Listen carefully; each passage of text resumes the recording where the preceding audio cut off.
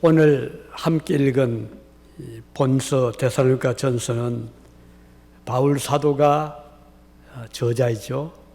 송신자입니다. 편지를 쓴 분이고 이 편지를 받은 분은 데살로니가에 있는 교인들, 성도들입니다. 이 데살로니가 교회는 그 지역이 데살로니가라는 곳이고 그 지도를 보면 우리 주보 뒤에도 나와 있지만 터키, 오늘 터키죠. 소아시아에서 에게 바다를 딱 마주보고 있는 유럽 쪽에 있는 오늘날 그리스 그쪽에 있는 도시입니다.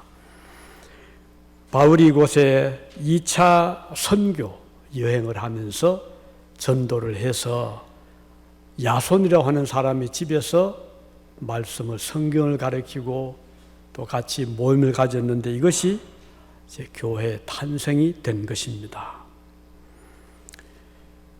바울이 이곳에 약 한 3주 동안 머물면서 전도를 했는데 이 소식을 듣고 유대인들이 또 막 이제 몰려와서 전도를 방해를 하고 피박을 함으로 바울 사도 일행은 그곳을 떠나게 되죠. 그래서 저 아덴 고린도 지역으로 떠나게 됩니다. 그렇지만 바울은 자기가 그 어려운 중에 전도에 세운 그 가정교회지만 늘 궁금했죠. 그래서 기도도 많이 하고 그리고 또 편지도 보내고 또 디모데 같은 사람을 보내어서 데살로니가에 있는 그 성도들이 믿음을 지키고 하나님을 잘 섬기고 있는지 한번 가서 살펴보고 그들을 구원하고 돌아오라고 하는 그런 부탁도 했지요.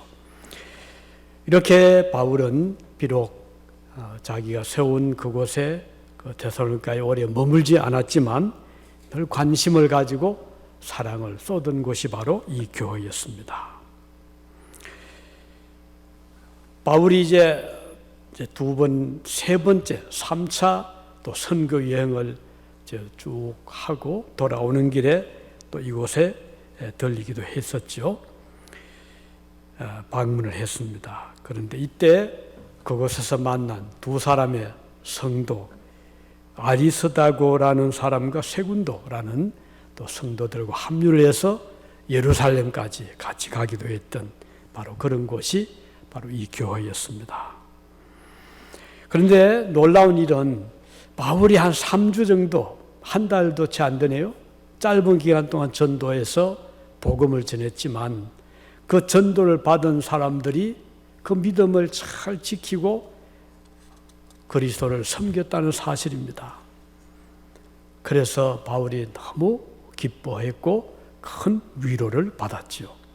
그렇지만 바울이 늘 아쉬웠던 것은 좀 더 머물면서 믿음의 도리를 충분히 가르치고 성경 말씀을 잘 전해서 이들이 믿음의 깊은 뿌리를 내리기를 원했던 것인데 그러지 못한 것이 늘 마음에 아쉬웠습니다.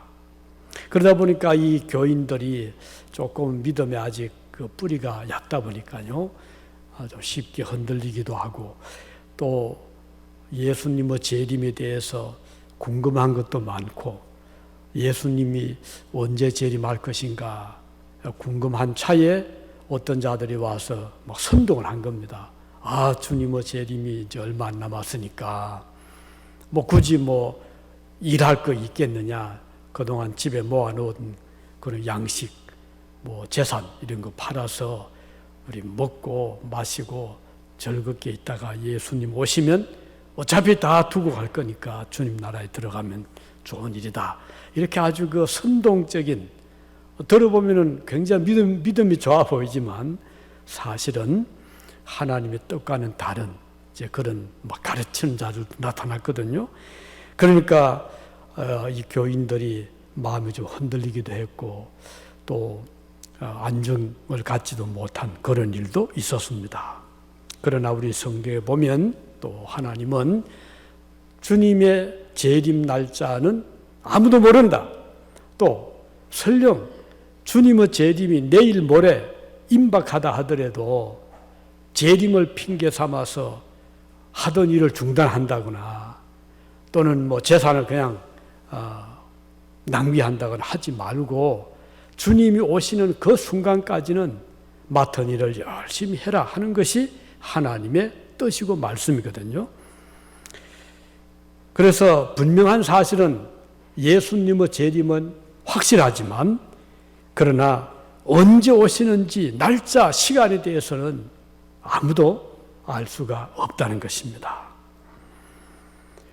이런 일들은 그 옛 바울 시대 때도 있었지만 그 이후에 유럽에서도 그렇고요, 미국에서도 그랬고 한국에서도 재림을 이제 두고 혼란스러운 때가 있었어요. 아마 여러분 중에 기억하실 분이 계실지 모르겠습니다. 주님의 재림이 1992년도 10월 달에 10월 6일에 온다고 한때 막 그때 떠든 적이 있었어요. 그러니까 물론 그 일부 극히 적은 무리였지만 이 사람들은 예수님 재림이 금년 10월 달인데 뭐 굳이 애착을 가지고 일할 것이 뭐냐 해가지고는 일상생활을 다 접어버리고 그냥 모여서 먹고 마시고 또 재림에 대해서 준비해야 된다, 그런 선동을 했던 그런 일이 1992년도 공중재림, 재림. 그런데 그건 안 왔거든요. 그거 안 오면 그때 이제 저도 경고를 많이 했죠. 우리 그 교인들에게 절대 여기 흔들리지 마십시오. 주님께서 오시는 뭐 연도라든지 날짜를 말하는 것은 이것은 성경적이 아닙니다. 이것은 잘못된 겁니다. 해서 저희 교인들을 딱 이렇게 안정을 시켰는데 외부에서 온 자들이 그런 말을 했던 것이에요. 그런데 92년 10월 달 되는데 아무 연락이 없잖아. 소식이 없으니까. 그러면 우리가 잘못된 생각을 했구나 하고 돌아와야 되는데 그 다음 또 어떻게 변명을 했던 거 아니. 주님이 재림하다 보니까 아직 이 세상에 회개치 않은 자들이 너무 많아서 공중에서 멈춰버렸다. 공중 재림을 한 거다. 그렇게 또 이렇게 아주 둘러대더라고요. 그러나 그것이 다 사실은 사실이 아니었죠. 그래서 우리 하나님의 말씀과는 다른, 가령 뭐 예수님의 재림이 몇 년도다 또는 뭐 몇 월이다, 이런 말을 혹시 누가 한다면 귀를 기울이지 마시길 바랍니다. 그것은 성경적이 아니거든요. 그런데 이 데살로니가 교회 교인들 중에도 그 일부가 그런 선동에 좀 마음이 흔들린 자들이 있었지만 바울 사도가 그들이 본세범에 나와요. 재림이 임박했다 하더라도 거기에 흔들리지 말아라. 그런데 대부분의 교인들은 매우 바울이 전한 복음을 잘 간직하고 있었고 흔들림이 없었습니다. 그래서 바울은 많은 위로를 이들을 통해서 받게 되었습니다. 그러면 오늘 바울이 받은 위로가 어떤 것인가 몇 가지를 지적해 보겠습니다. 그 중에 하나는 6절에 보면 이 데살로니가 교회 교인들이 믿음과 사랑, 이 믿음과 사랑을 잘 지키고 있었다는 것을 바울이 확인을 한 것입니다. 그래서 많은 위로를 받았어요.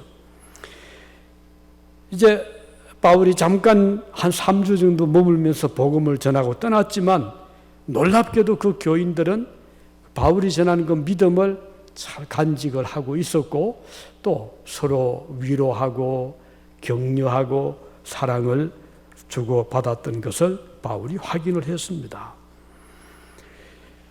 그래서 바울이 너무 기뻤어요. 아주 위로가 되었습니다.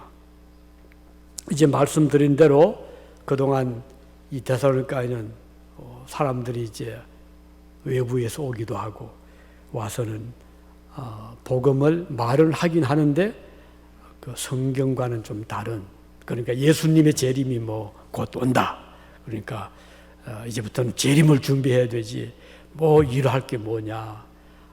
그러니까 우리 모여서 재림을 준비하자, 그런 선동을 했지만 그래도 대부분의 교인들은 그 말에 넘어가지를 않았던 것을 바울이 확인할 수가 있었습니다. 이제 디모데를 보냈죠. 가서 한번 확인해 봐라. 그 디모데 가보니까 놀랍게도 흔들림 없이 믿음 생활을 잘하고 있었던 것입니다.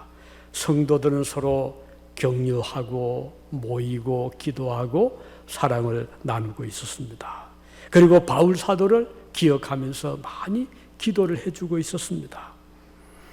6절에 바울이 표현한 대로 그 교회 교인들은 믿음과 사랑의 그 기쁜 그런 그 소식을 바울이 들었다고 했습니다. 그리고 그들은 바울 사도를 다시 보고 싶어 했습니다. 환난과 핍박이 있었지만 그들은 흔들리지 않고 믿음을 지켰다고 했습니다. 이것은 하나님의 은혜고 사랑이었죠. 그들이 사도 바울이 보낸 디모데를 만나자 너무 반가워하고 기뻐하면서 마치 바울을 대하는 것처럼 디모데를 환영을 해 주었다고 했습니다. 그래서 디모데도 너무 기뻤죠. 이렇게 성도들의 믿음 생활의 중요한 요소는 믿음을 지키는 것하고 그 다음은 사랑의 교제를 나누는 것입니다. 우리 교회의 힘은 사랑의 교제잖아요. 서로 위로해주고 격려해주고 아껴주고 도움이 필요할 때 힘을 다해서 도와주는 이것이 교회의 힘이라고 하겠습니다. 그리고 이 말은 그 교회에 어려움이 없단 말 아니거든요. 핍박도 있었고 또 가난한 자들도 있었고 또 죽는 자도 있었고 병든 자도 있었습니다. 그럼에도 불구하고 이 교인들은 잘 인내하고 참으면서 믿음을 지켰다고 했어요. 7절에 보니까 우리가 모든 궁핍과 환난 가운데서 너의 믿음으로 말미암아 위로를 받았다. 이렇게 바울이 말씀을 하고 있습니다. 이 위로라는 말은 격려를 받았다 그런 뜻도 되거든요. 우리가 다른 어떤 분의 어떤 집사님, 장로님, 권사님 또 제 교회 나온 지 얼마 안 되는데 놀랍게도 믿음을 잘 가진 분들이 있거든요. 그들을 보면 우리가 서로 격려를 받습니다. 그럼 바울은 너무 감격했습니다. 그렇게 성도들이 박해를 받으면서도 또 가난했지만 그들은 조금 더 그것 때문에 하나님을 원망하거나 불평하지 않고 오히려 믿음을 잘 지키고 주님이 주시는 믿음으로 부요함을 그들은 느끼고 있었던 것입니다. 사실 우리가 어려울 때 하나님을 더 의지하게 되는 것은 은혜이거든요. 평안하고 좋을 때는 누구든지 하나님 감사합니다 할 수 있죠. 믿지 않는 자들도 자기들이 하나님을 모르면서도 그냥 하늘을 향해서 어떤 신에 대해서 감사합니다 이럴 수는 있지만 우리 믿는 자는 좋을 때뿐 아니라 어려울 때 뜻대로 안 되고 실패하고 병들고 가난하게 됨에도 불구하고 하나님을 원망하지 않고 하나님 감사합니다 라고 하는 것이 참 신앙인의 모습이라는 것입니다. 사실 어려운 환난, 또 시련, 연단, 또 가난 등은 우리의 믿음을 연단을 시키거든요. 겸손하게 하잖아요. 하나님을 또 의지하게 하잖아요. 세상을 바라보지 않게 하잖아요. 그래서 이런 환난은 오히려 참 믿음을 우리로 하여금 간직하게 한다는 것. 우리 욥의 믿음을 보더라도 욥의 그 검 같은 믿음은 환난 중에도 하나님을 원망하지 않았다는 데 있음을 알 수가 있는 것입니다. 그래서 오늘 이 데살로니가 교회처럼 오늘 여러분과 저도 어려운 중에 위로를 서로 나누고 또 믿음을 잘 지킬 수 있기를 바라는 것입니다. 그 다음 또 한 가지는 이 교회 성도들은 믿음의 요동이나 흔들림이 없었다 하는 것을 볼 수가 있습니다. 아주 단단한 바위, 반석처럼 든든하게 믿음을 지켰던 것입니다. 믿음에 흔들림이 없었다.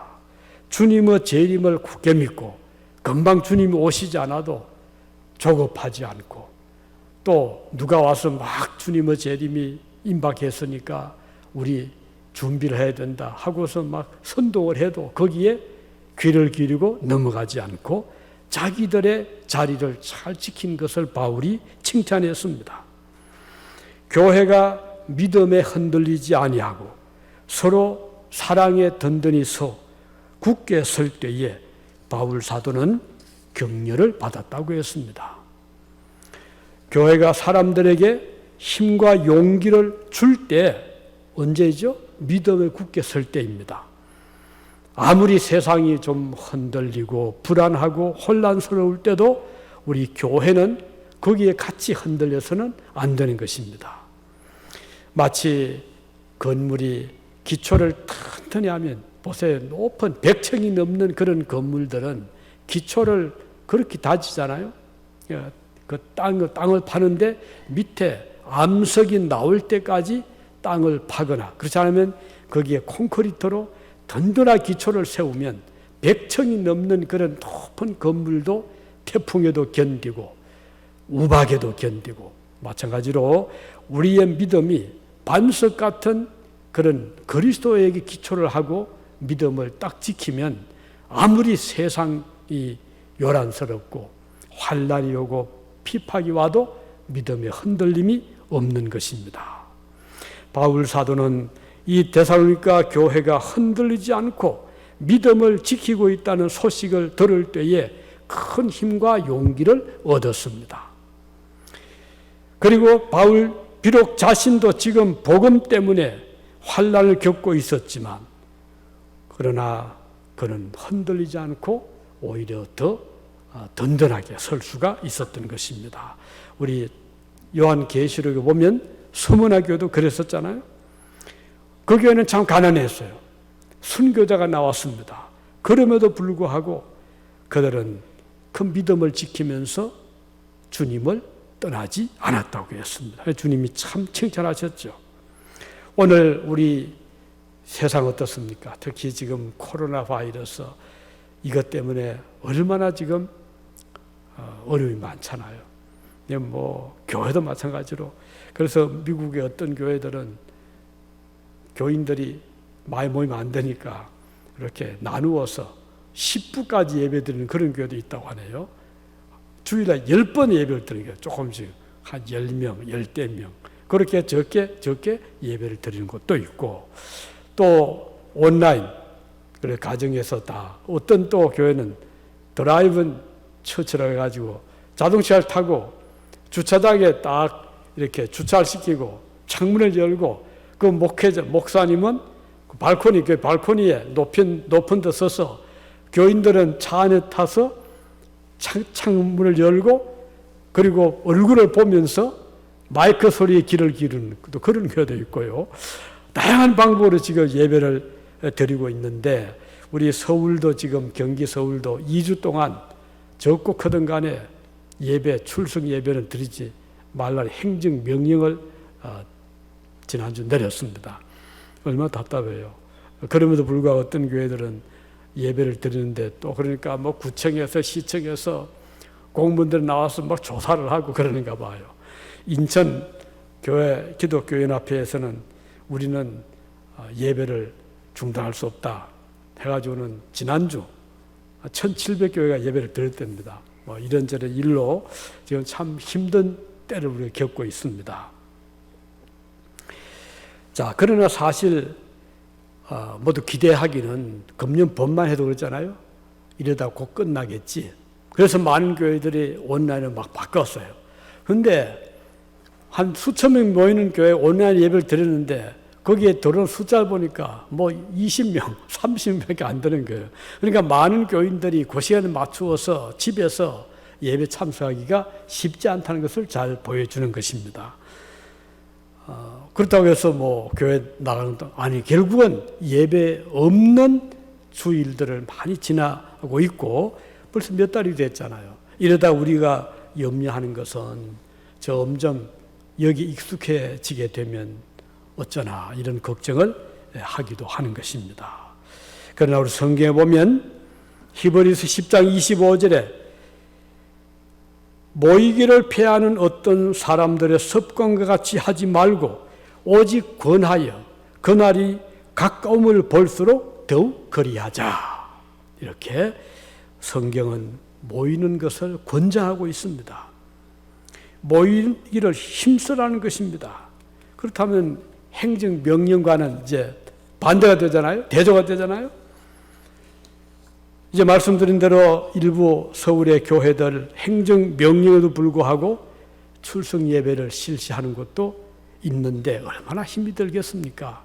얼마나 그 압력 또 뭐 고발을 한다, 뭐 벌금을 물린다 하니까 참 힘든 지금 때라고 생각을 합니다. 많은 교회들이 이런 어려운 중에서도 예배를 우리가 포기할 수는 없다 해서 노력을 하는데, 더구나 이제 저 많은 교회들이 또 시골 같은 경우는 젊은이들이 교회 없잖아요. 다 도시로 나가고 뭐 남아있는 분들은 70대, 80대 이런 부모님들, 할머니, 할아버지들이 10명도 안 되는 그런 작은 모임을 가지는데 거기 어떻게 온라인 예배가 됩니까? 할머니는 뭐 어떻게 할 방법도 뭐 모르고 없습니다. 며칠 전에 그 한국의 어떤 교회에서 자기 교회는 한 11명이 주일 예배를 드리는데 많이 모인다는 거예요. 그 11명도. 왜냐하면 또 시골에 교회가 있지만 교인들, 그 주민들이 없다는 거예요. 그런데 자기 교회 11명이 모이니까 너무 좋다는 거예요. 저는 그 얘기를 들으면서 참 오늘 시대가 어려운 시대다. 뭐 시골은 시골대로, 도시는 도시대로 참 쉽지 않은 이런 때에도 불구하고 우리는 예배의 소중함, 생명보다 예배를 지키는 것은 중요하다는 것을 기억하고 출석 예배가 힘들면 가정에서라도 꼭 예배만은 드리는 것이 우리 하나님이 기뻐하시는 일이라는 것을 우리는 기억해야 되겠습니다. 물론 우리가 건강에도 조심해야 되겠지만 그러나 우리의 마음속 깊이에는 예배는 생명보다 중요하다 하는 것을 꼭 기억하시기 바라고, 우리 일제 치하 때 우리 한국 교회들이 어려웠던 것이 이 신사참배, 또 예배 전에 일장일 앞에 걸어놓고 그리고 그 앞에 먼저 절을 하고 예배를 드려라, 이런 그 압력을 많이 받았어요. 그 얼마나 힘든 그런 박해잖아요. 그럼에도 불구하고 우리의 선조들은 끝까지 감옥에 갇히면서도 우리는 하나님 외에 다른 어떤 대상을 보고 또 절을 할 수 없습니다. 이런 분들이 많이 있었어요. 물론 그 중에 또 많은 분들은 마음으로는 아니지만 겉으로라도 뭐 고개를 숙인 한 분들도 있었지만 그들의 마음속은 그게 아니었죠. 그러나 또 어떤 분들은 마음도 그렇고 몸도 우리는 그들에게 경배할 수 없습니다. 그렇게 해서 감옥에 들어가고 순교를 한 분들도 많이 있었습니다. 우리는 예배가 얼마나 중요한가를 아는 자들입니다. 그래서 어떻든 최선을 다해서 예배를 빠뜨리지 않도록 잘 예배의 소중함을 꼭 기억하시기를 바라는 것입니다. 자, 그리고 이제 사도 바울이 이렇게 믿음과 사랑을 지키는 것을 보고 위로받았고 흔들림 없이 믿음을 가진 것을 보고 위로받았고, 그리고 주님 안에 데살로니가 교인들이 굳게 든든히 서 있는 것을 보고 위로를 받았다. 8절에 보니까요. 그러므로 주 안에 너희가 주 안에 굳게 선즉 우리가 이제는 살리라. 우리가 사는 그 비결이 뭔가? 주님 안에 굳게 서는 것이다 하는 것입니다. 가난과 박해, 환난 이런 것들은 우리를 끊임없이 힘들게 하죠. 심하면은 그러다가 목숨까지 잃을 수가 있잖아요. 어렵고 힘든 삶입니다. 그러나 바울 사도는 오히려 그런 중에서도 기뻐할 수 있고 그리고 감사할 수 있다는 것을 여기 말씀하고 있습니다. 9절에 보면 우리가 우리 하나님 앞에서 너희를 인하여 모든 기쁨으로 기뻐하니 너희를 위하여 능히 어떤 감사함으로 하나님께 보답할까? 이번 바울은 하나님께 어떻게 감사함으로 보답할까? 그런데 바울의 형편은 그렇게 좋지 않았잖아요. 복음 전하다가 박해받고 감옥에 갇히고 매 맞고 돌에 맞고 그러면서 바울은 하나님께 어떻게 감사함으로 보답할까? 이걸 보면 참 대단한 분이다 이런 생각을 가지게 됩니다. 특히 전도에서 어렵게 세운 데살로니가 교회 성도들이 이렇게도 많은 환난을 겪으면서도 가난하면서도 불구하고 믿음에 든든히 선 것을 보고 너무나 기뻐했던 것입니다. 그리고 감사했습니다. 왜냐하면 그들이 믿음에 굳게 설 때 이제는 죽지 않고 영생을 얻게 될 것을 알았기 때문입니다. 주 안에 굳게 선 적 이제는 살리라. 오늘 우리가 굳게 설 자리가 어딘가? 주님 안이다. In Christ. 주님 안에 굳게 설 때 우리는 산다고 했습니다. 어떤 질병의 위험도 어떤 박해도 가난도 우리의 믿음을 무너뜨리지 못할 것입니다. 그래서 우리는 코로나 바이러스 두려워하지 않습니다. 정말 두려워하지 않습니다. 우리는 하나님을 의지하고 있기 때문에 저는 질병 때문에 우리가 두려워하지 않는 것입니다. 그리고 환난 박해도 우리가 힘들지만 그것 때문에 믿음과 바꿀 수 없는 것입니다. 바울은 이렇게 말했죠. 고린도후서 4장 8절 9절에 보면 우리가 사방으로 우겨쌈을 당하여도 쌓이지 아니하며 답답하기를 당하여도 낙심하지 아니하며 피팍을 받아도 버림받지 아니하며 거꾸로 뜨림을 당하여도 망하지 아니한다. 이렇게 바울은 고백하고 있습니다. 우리는 주님 안에 있기 때문입니다. 주님 안에 우리가 편히 보호를 받기 때문입니다. 그 당시 바울 사도 이 글을 쓸 당시에는 요즘처럼 미사일 그런 무기가 전쟁 무기 대신에 활이라든지 창 그런 정도였잖아요. 그러면 이것을 막을 수 있는 든든한 요새가 있었습니다. 유럽에 그런 성이 지금 많이 남아 있는데요. 아주 한 몇 미터 두께의 그런 벽돌, 그 돌 바위로 이렇게 그 성을 쌓아놓고 그리고 성은 대개 보면 높은 곳에 지어 나왔습니다. 그리고 저 밑에는 또 성을 이렇게 물길을 이렇게 둘러쳐 가지고 저 다른 성 원수 적군이 쉽게 못 들어오도록 우선 그 물을 건너야 되고 그게 꽤 넓거든요. 그러니까 다리를 놓지 않으면 못 건너갑니다. 그렇게 막아놓고 1차적으로. 그리고 또 높이 있으니까 또 기어 올라와야 됩니다. 그리고 또 그 성문을 연다 하더라도 그 앞에 또 성문을 이렇게 또 가로지르는 또 그 다리가 또 있더라고요. 이걸 딱 들어버리면 또 건너갈 수 없던 몇 겹이나 물을 건너야 되고 기어 올라와야 되고 성문을 들어왔다 하더라도 또 거기에 또 건너야 되는 그런 계곡 같은 그러니까 안에는 첩첩 보호막이 돼 있더라고요. 그 안에 이제 거기에 성주가 있고 성을 지키는 파수병들이 있고 또 위에는 많은 돌들을 탁 갖다 놓고는 위에서 굴려버리면 올라올 수가 없는 거예요. 그래서 성을 지켰더라고요. 이렇게 안전한 그래서 내주는 강한 성이요. 루터가 그 노래를 그렇게 작곡할 때 그런 의미가 강한 성이다. 어떤 원수가 공격해도 우리는 끄떡하지 않는다. 그런 의미가 있거든요. 그래서 우리의 믿음은 이렇게 몇 겹의 보호망을 이제 쳐두고 우리는 그리스도 안에 안에서 믿음을 지키는 자들입니다.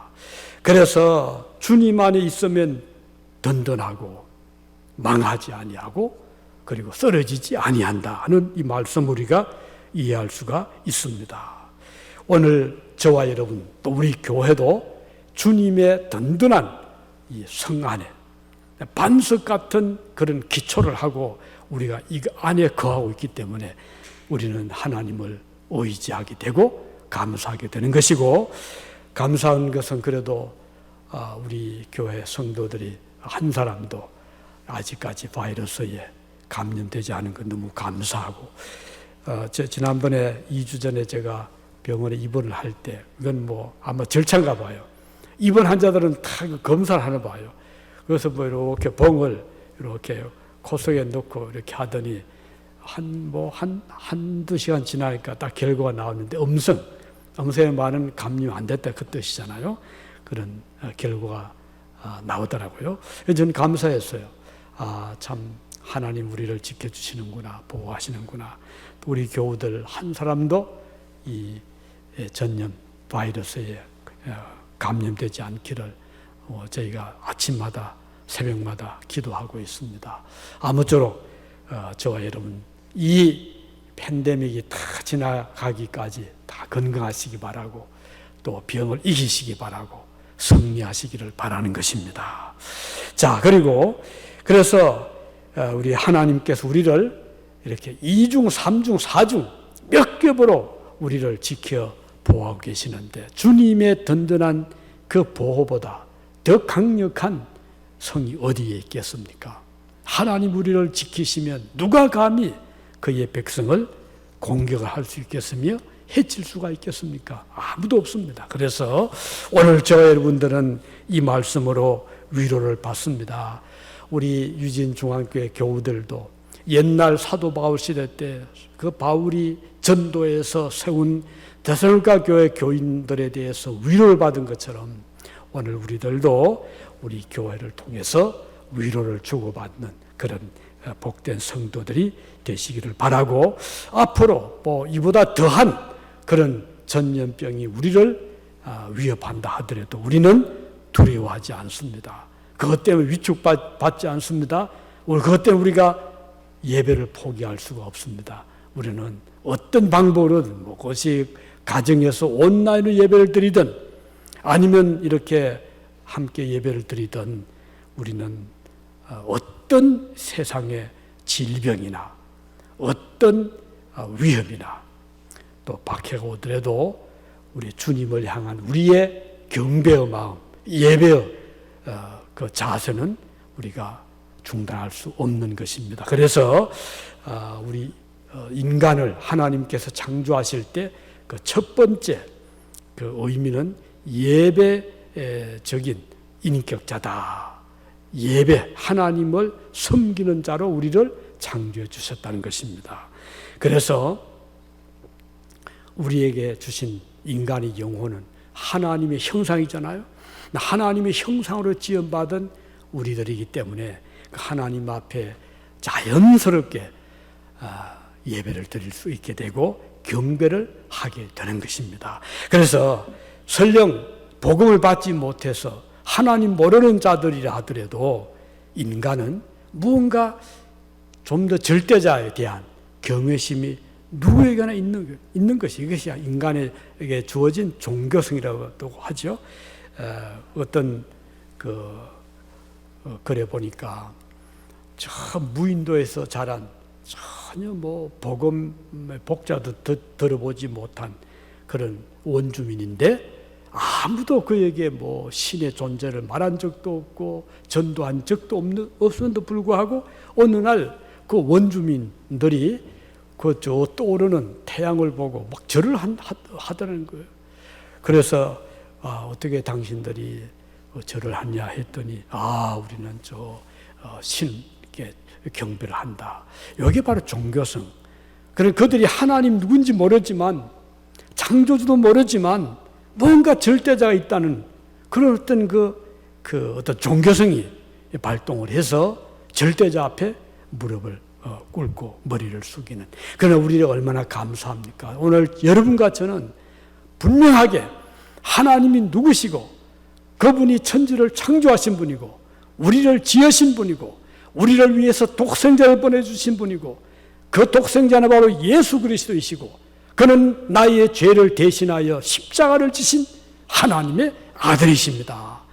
이 고백을 할 수 있어서 얼마나 감사합니까? 그래서 저는 때때로 가슴에 그 감동이 올 때 하나님 감사합니다. 어떻게 제 머리로 주님을 알겠습니까?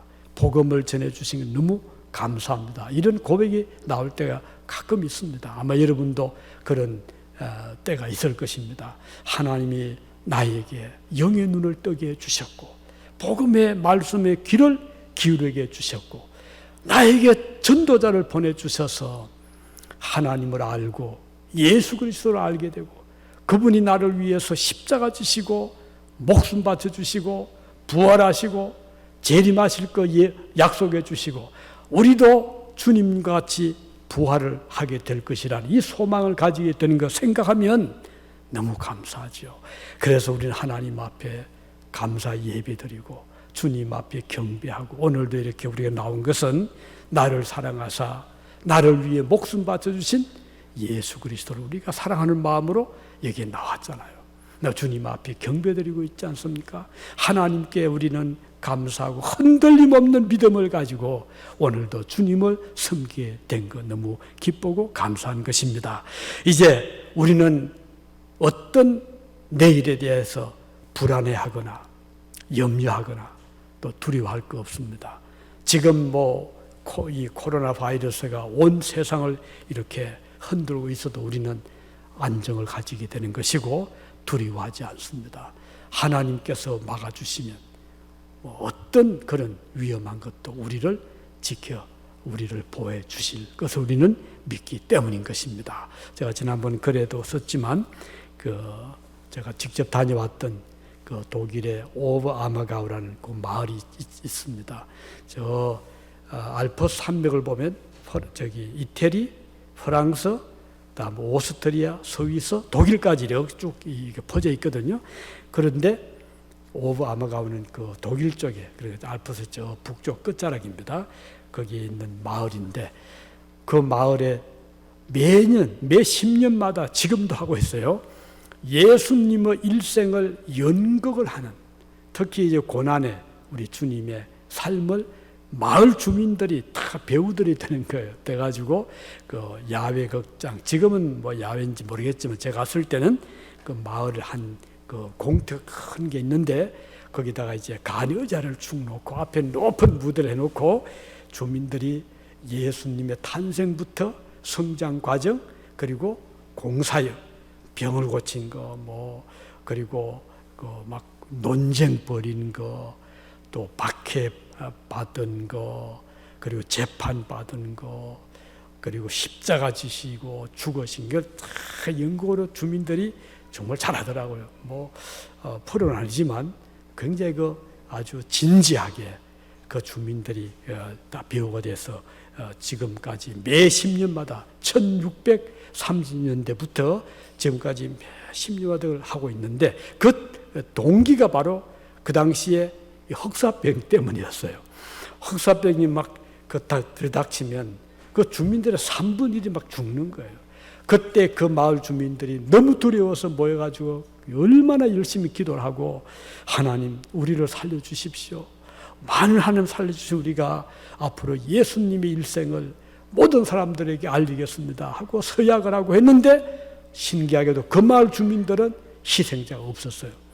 그래서 이제 그 이듬해 봄부터 약속대로 그 주민들이 매년 10년마다 이제 열심히 10년 동안 준비를 하고 무대를 꾸미고 그리고는 연극하는데 이 소문이 나니까 독일에서뿐 아니라 전 유럽에서 미국에서 많이 오더라고요. 거기 와서 이제 연극을 보면서 은혜를 받고 기뻐하고 감사하고 그런 일이 지금까지 전개되는데 세계 1차, 2차 대전 때는 못했지만 그 외에는 빠짐없이 지금까지도 하고 있는 그런 실화가 있습니다. 오늘 우리가 할 일은 하나님 앞에 기도할 일입니다. 아무리 전염병이 우리를 위협해도 우리는 두려워하지 아니하리로다. 하나님이 더 강하시고 하나님 물리치실 치실 수 있는 권능의 하나님이신 우리는 믿잖아요. 그러므로 오늘 우리 하나님 앞에 흔들림 없는 믿음과 사랑, 그리고 굳게 지키고 우리 중앙교회 사랑하는 성도들이 다 되시기를 바랍니다. 기도하시겠습니다.